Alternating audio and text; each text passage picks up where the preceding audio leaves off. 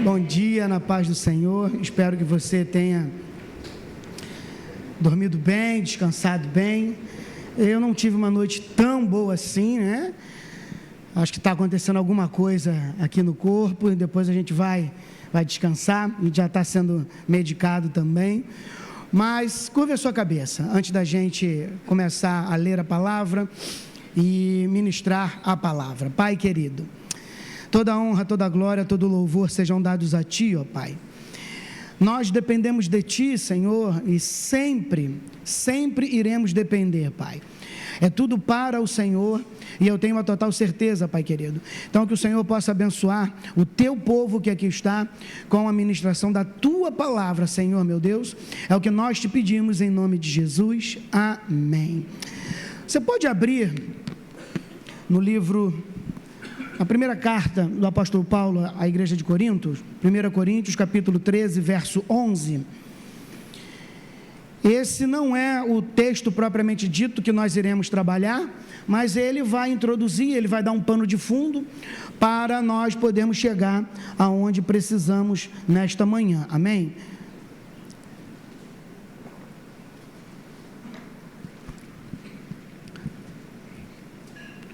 Vamos lá? Podemos? Quando eu era menino, falava como menino, sentia como menino, pensava como menino. Quando cheguei a ser homem, desisti das coisas próprias de menino. Esse texto aqui, ele é bastante emblemático, não é? O apóstolo Paulo, ele está dizendo que em cada fase da nossa vida, existe um processo de desenvolvimento da nossa maturidade. Ele fala, quando eu era menino, eu falava como menino. Então, quando você é menino, você tem atitudes imaturas, você não consegue entender muitas questões que os adultos apresentam para nós. Nós, quando menino, nós não temos medo do perigo, porque você é tão inocente ao ponto de você chegar perto de um fogão com um forno aceso, por exemplo, e querer meter a mão no vidro do forno.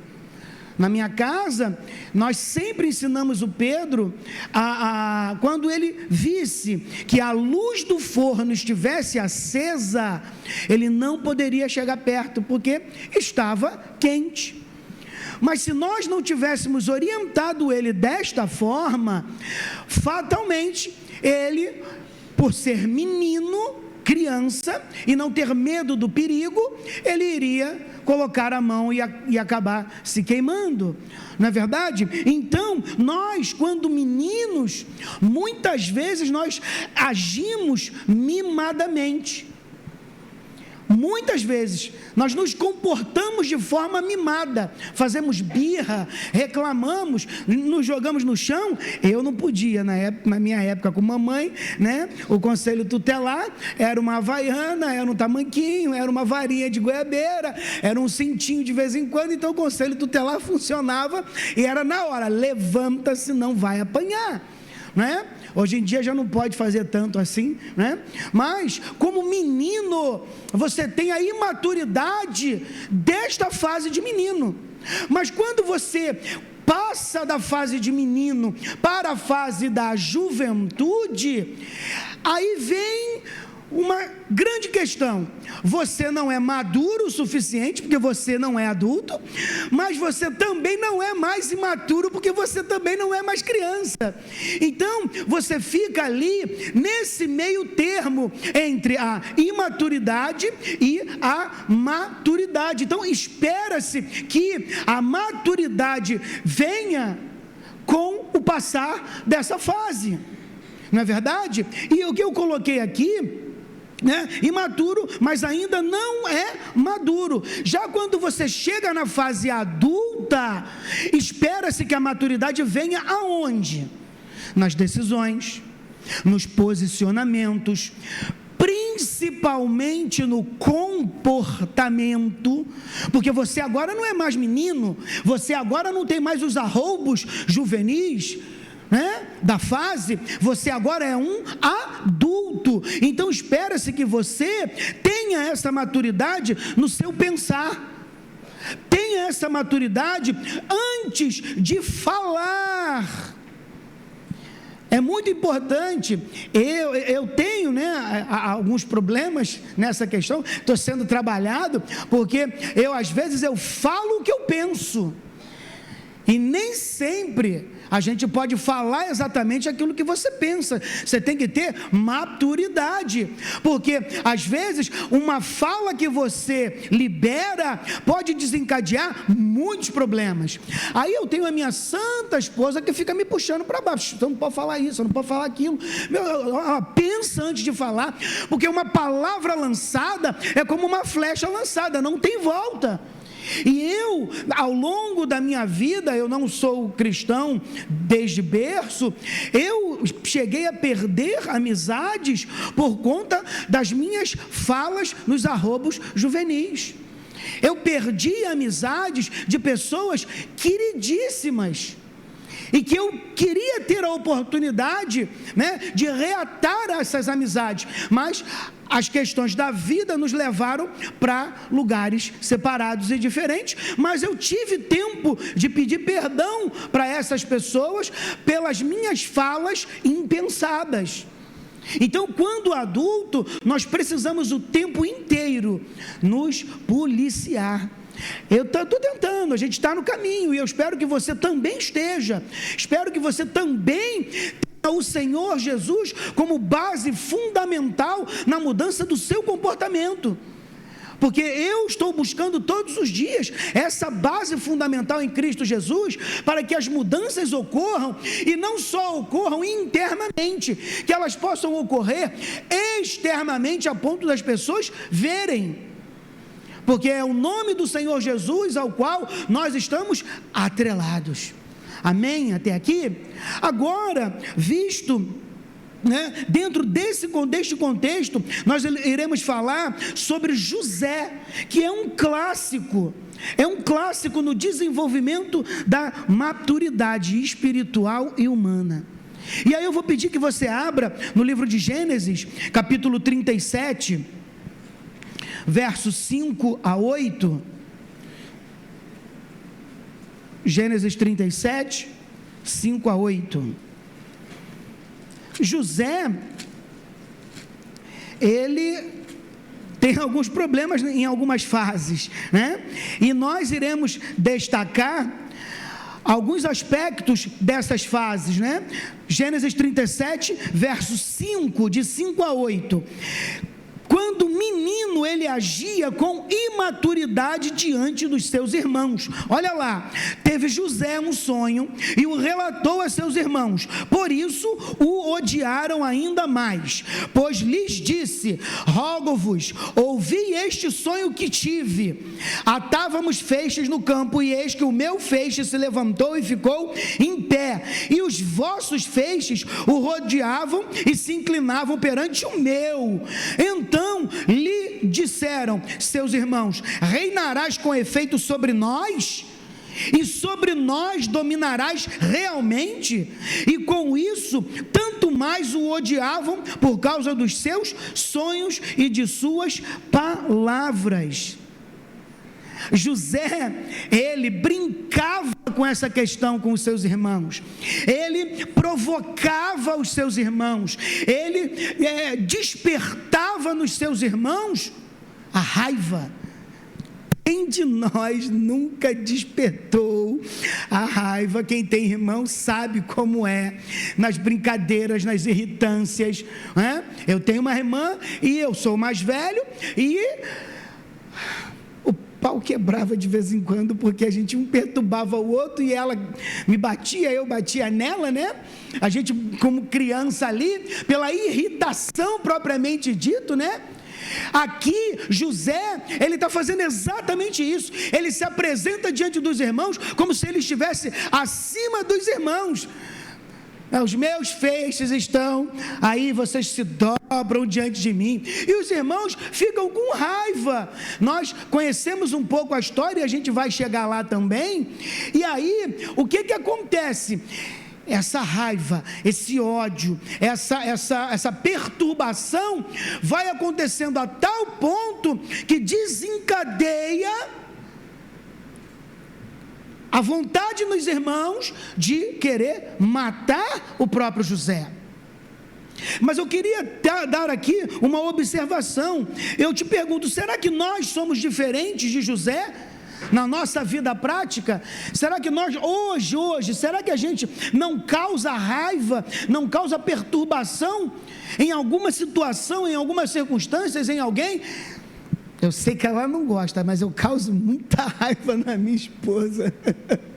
Depois ela já vai ficar com raiva quando chegar em casa, ela já vai puxar a minha orelha, porque eu sou implicante, eu sou esquisito, eu tenho um monte de situações, né, que eu olho e eu fico implicando, eu fico perturbando, eu falo, entende? E eu sei que isso provoca ira, e não é muito bom isso acontecer. A mesma coisa está acontecendo aqui com José. E eu tenho certeza que em algum momento isso já aconteceu com você.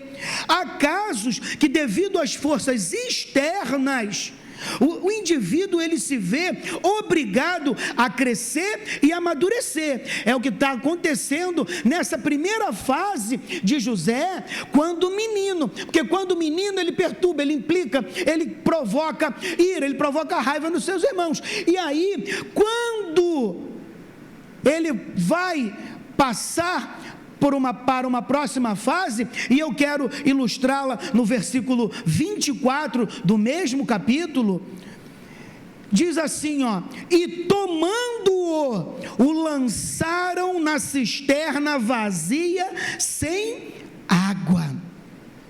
O processo de amadurecimento em José começa, porque ele provocou, ele perturbou, ele atacou, ele incentivou o despertar da ira dos seus irmãos, e aí, quando ele vai até seus irmãos, os seus irmãos já maquinaram toda essa situação, pegaram ele e lançaram-o numa cisterna, porque estavam com raiva dele.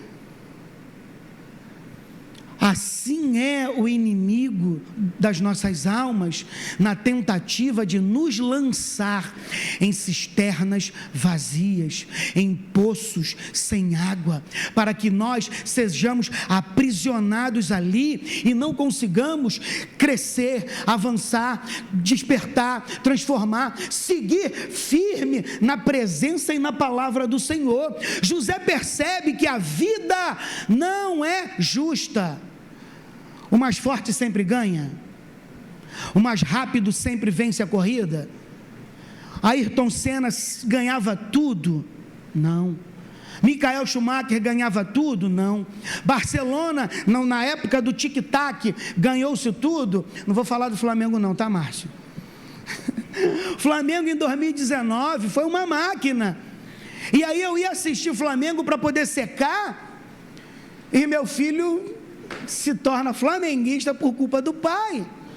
Se o avô tivesse vivo, ele ia morrer de novo, porque vendo o neto flamenguista, porque o avô era vascaíno roxo, doente.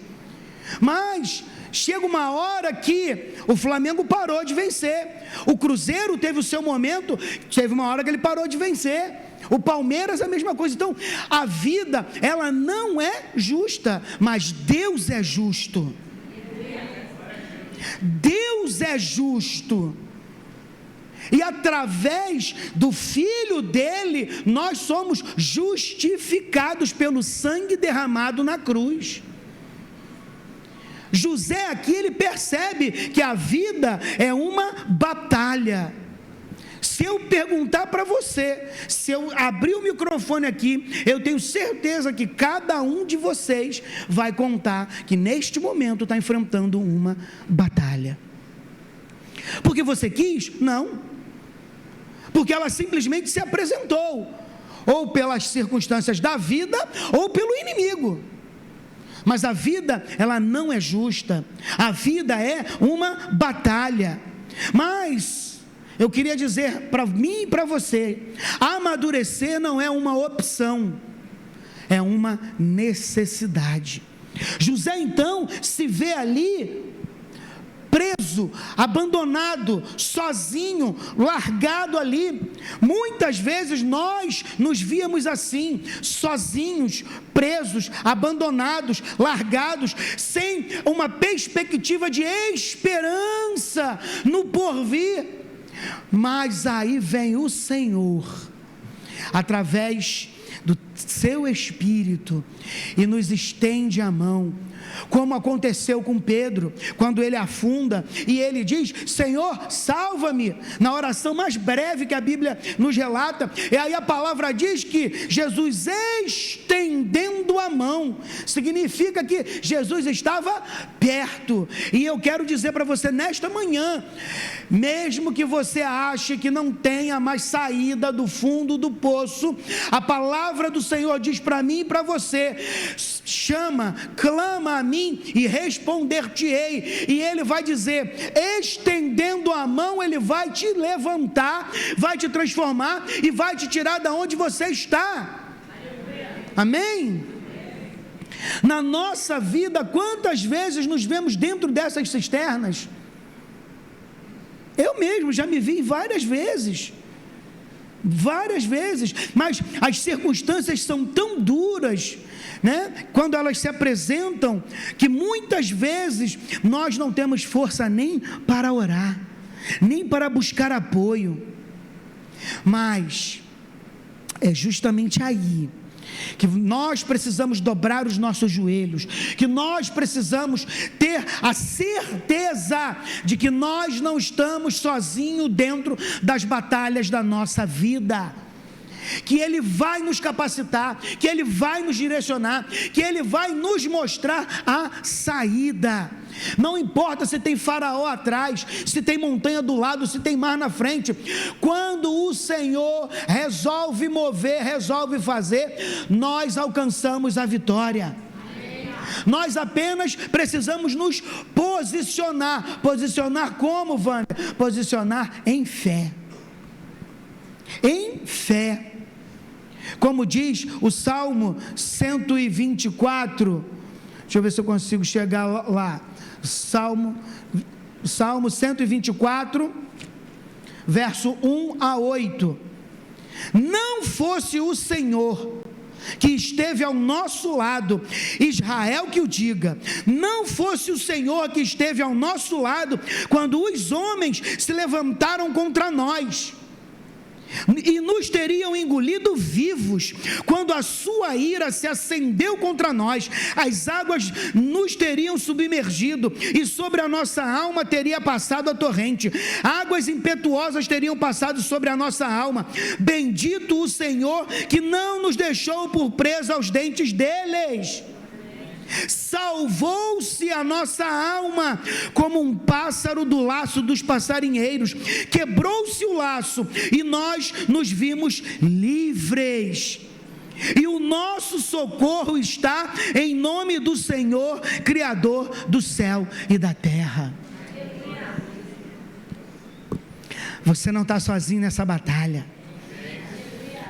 Ainda que esse poço, essa cisterna esteja escura demais, úmida demais, trazendo para nós como se fosse um vale da sombra e da morte, mas a palavra diz: ainda que passe pelo vale da sombra e da morte, mal nenhum temerei.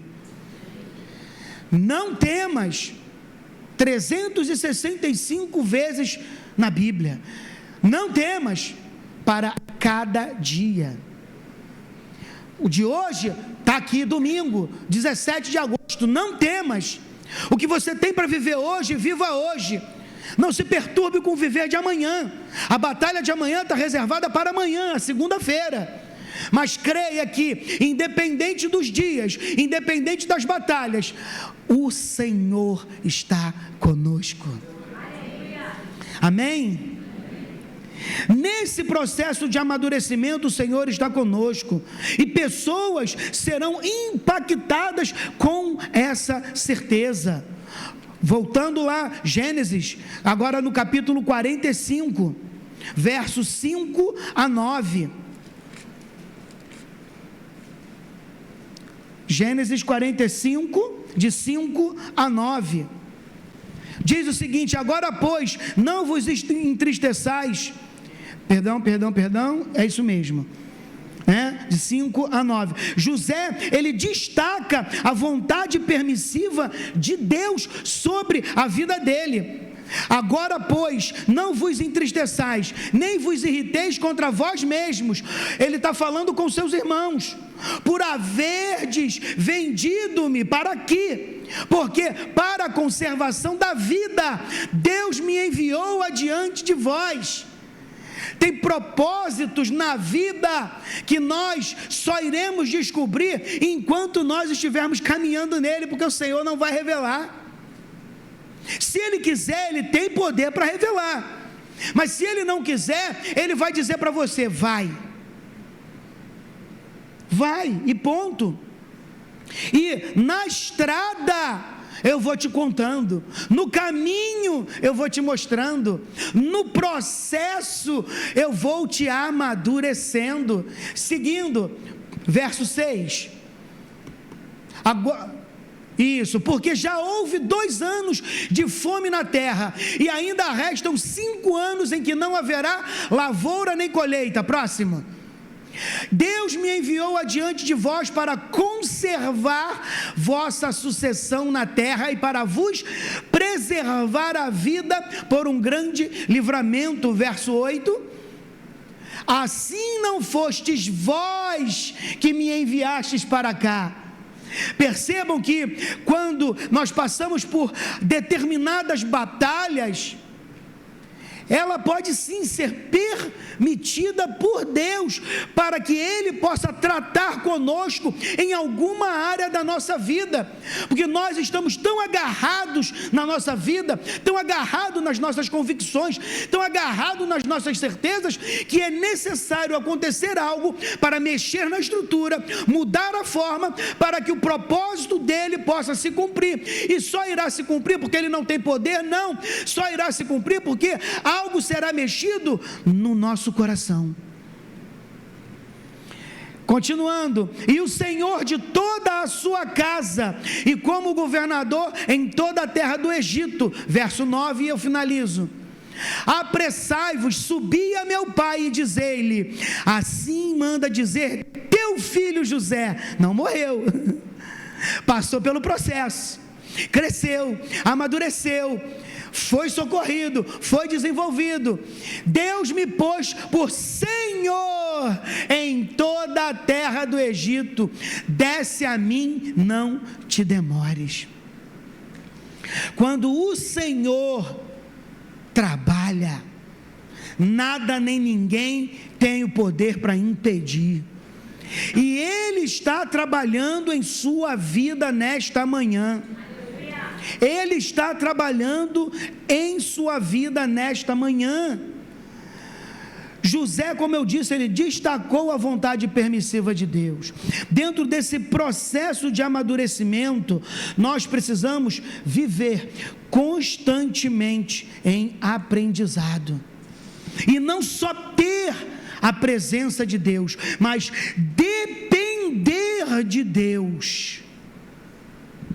Nós precisamos aprender a depender de Deus, porque é muito fácil nos perdermos num bom trabalho, num bom salário, numa vida luxuosa, numa vida boa. É muito fácil nós nos perdermos nisso e achar que nós só temos o que temos porque fomos nós que conseguimos, fomos nós que alcançamos, fomos nós que buscamos, porque eu sou inteligente, porque eu posso isso, porque eu tenho condições de fazer e acontecer. Mas na verdade, como diz João 15:5, sem mim nada podeis fazer. Então, nesse processo de amadurecimento que José, ele passa esse último estágio, enfim, a maturidade chegou, porque ele podia simplesmente acabar com os irmãos. Ele era governador ali, né, abaixo de Faraó, ele tinha poder para isso. Se ele chamasse, prende, mata, joga no poço, faz igual a mim, faz como eles fizeram comigo, ele podia fazer, ele tinha toda a oportunidade e a máquina do Egito na mão, para destilar toda a sua raiva, para destilar toda a sua mágoa, para destilar toda a sua angústia com os seus irmãos. Mas ele amadurece a tal ponto que ele declara para os irmãos: não foi por causa de vocês, foi por causa de Deus, porque Ele queria que eu estivesse aqui. Como eu costumo dizer, nós enxergamos a 2 metros de distância, o Senhor enxerga na eternidade. E Ele já sabia que iria vir um tempo de fome, Rodrigo, no Egito. E ele já sabia que José seria a pessoa certa para poder organizar e comandar toda a falta de alimento que iria acontecer, porque José, nele, teria condições de organizar tudo nos silos, para poder guardar os grãos. E ele não se perde em nenhum momento. Tem um momento crucial, aonde ele está sozinho na casa de Potifar. A esposa de Potifar vem, a cheirosa Potifona, ela vem e tenta atacá-lo, no sentido que você sabe qual é. A palavra diz que ela estava intentando há muitos dias. E José, nesse processo de amadurecimento, ele cresceu a tal ponto que ele diz para ela: como eu poderia cometer tal maldade? Como eu poderia pecar contra o meu Deus e cometer tal maldade contra o meu Senhor, que me pôs dentro desta casa e que me vedou somente a ti? Ele, no processo de amadurecimento tão grande, reconhecendo de que ele dependia de Deus e que ele precisava estar em Deus, ele dá um vazare. Ela tenta pegar pedaços das roupas, fica na mão dela, ela sai correndo, ele sai correndo, vai embora. Isso se chama amadurecimento. Ele sabe quem ele é, ele sabia quem ele era, ele sabia quem ele era em Deus. Eu gosto muito de falar também sobre isso. Nós precisamos saber quem nós somos em Cristo Jesus, e quem nós somos dentro e fora da igreja, porque o nosso caráter, ele não pode mudar. Ele não pode mudar. Nós precisamos amadurecer o tempo inteiro, mas mudança de caráter, não. O caráter é muito importante para construir a nossa vida, e eu oro nesta manhã para que o seu caráter seja transformado apenas de uma forma: em Cristo Jesus. Que Ele possa sim transformar você e a mim, para enfrentarmos as situações, as dificuldades, os problemas, tendo a total certeza de que nós não ficaremos sozinhos na caminhada. Amém? Seguindo, José tinha tudo para ser diferente frente ao processo que ele enfrentou, mas José amadureceu aonde? Na adversidade. Muitas vezes nós iremos amadurecer dentro da adversidade, porque quando passamos na adversidade, nós somos levados para um lugar de reflexão das nossas próprias atitudes. Porque na adversidade você teoricamente está fragilizado. Na adversidade, você e eu nos encontramos em um modo aonde, se o Senhor não fizer, a gente joga a toalha, a gente enfraquece, a gente tem medo, a gente duvida. Mas para a glória de Deus, Ele fundamentou bem a fé em nós, e quando a adversidade chega, nós corremos para os braços do Senhor, e Ele nos alimenta, Ele nos embala da forma como Ele quer, e Ele mostra para nós que a vontade dEle sempre será boa, perfeita e agradável. Você pode amadurecer dentro do processo que você está vivendo. Pode vir, Asa. Não duvide, não tema. A palavra nesta manhã é de reflexão para enfrentarmos as adversidades amanhã. E imprimir em nossos corações de que nós iremos caminhar com Cristo, e nós iremos sair da cisterna, nós seremos retirados do poço. Não se sinta abandonado em seus pensamentos, escutando vozes para você tirar a própria vida, vozes dizendo para você que você não vale nada, vozes que dizem para mim e para você que nós não temos valor, que nós estamos abandonados porque esse Deus nos abandonou. Não, que nós possamos com fé declarar poderosamente: eu sei em quem eu tenho crido, e Ele por fim se levantará em meu favor, porque Ele vai me responder, Ele vai me fortalecer, Ele vai renovar as minhas forças. E dentro desse processo de amadurecimento espiritual, Ele vai continuar falando aos nossos corações: vocês e eu somos menina dos olhos dEle. Qual pai que vai querer mal do seu filho? O Pai terreno, quanto mais o Pai celestial. Ele continua cuidando de você. Não temas. Ele continua cuidando de você dentro da sua adversidade, como Ele cuidou o tempo inteiro de José.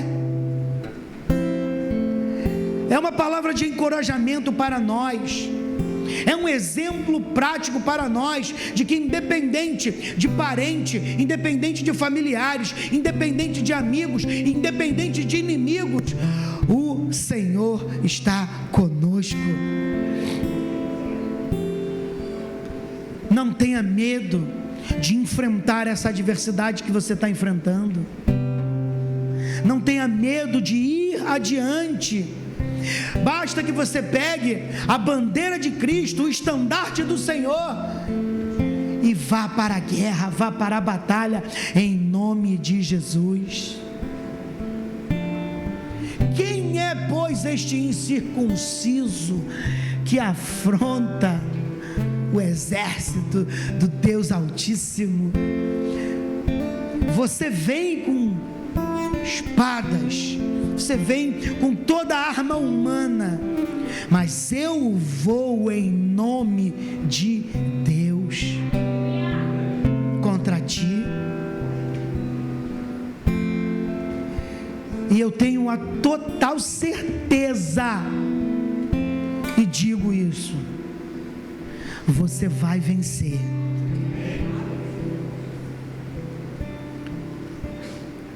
e as pessoas verão, porque Potifar fala, Potifar vê que Deus era com José. Ele destaca isso, que Deus era com José. Será que nós podemos refletir a imagem de Cristo hoje, amanhã, durante toda a nossa caminhada, ao ponto das pessoas olharem para nós e dizer: ali tem uma verdadeira mulher de Deus, um verdadeiro homem de Deus. Sei que é uma luta diária, sei que é difícil, sei que a dureza da vida impacta de uma forma que nós chegamos no limiar do que pode e do que não pode, mas o Senhor nos fortalece. Seja fortalecido nesta manhã, pelo que eu estou falando? Não, pelo poder que há em Cristo Jesus, porque é Ele que vai tratar com você, é Ele que vai tratar com você, em nome de Jesus, amém? Deus te abençoe. Eu tenho certeza que se eu chamasse aqui à frente, muitos viriam, mas eu quero encerrar orando por você. Eu quero pedir nesta manhã que Deus possa promover um bálsamo novo sobre a sua vida. Curve a sua cabeça. Pai querido, aí está o teu povo, um povo que tem sede e fome de Ti, o teu povo, Pai querido, que se despreendeu da sua casa para vir até aqui, Senhor, tendo a total certeza de que aqui ele poderia encontrar um renovo, encontrar um Deus verdadeiro que não nos abandona, um Deus que não nos deixa só, com a certeza de que eles seriam renovados, Pai querido. Então, Senhor, promove uma virada na vida de cada uma dessas pessoas que aqui estão, Senhor, e que testemunhos possam vir e relatar que a boa mão do Senhor fez. Oh, Pai querido, supre as necessidades, preenche as lacunas, Senhor meu Deus, tira as dores do passado, do presente e as que possam atormentar para o futuro, Senhor.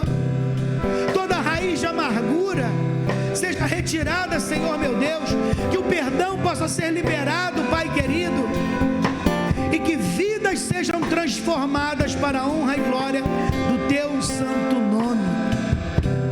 É o que nós te pedimos nesta manhã, Senhor. Em nome de Jesus, nós declaramos que só o Senhor é Deus e que só o Senhor tem o domínio sobre todas as áreas das nossas vidas, em nome de Jesus. E toda a igreja diga amém. Deus te abençoe. Vá em paz.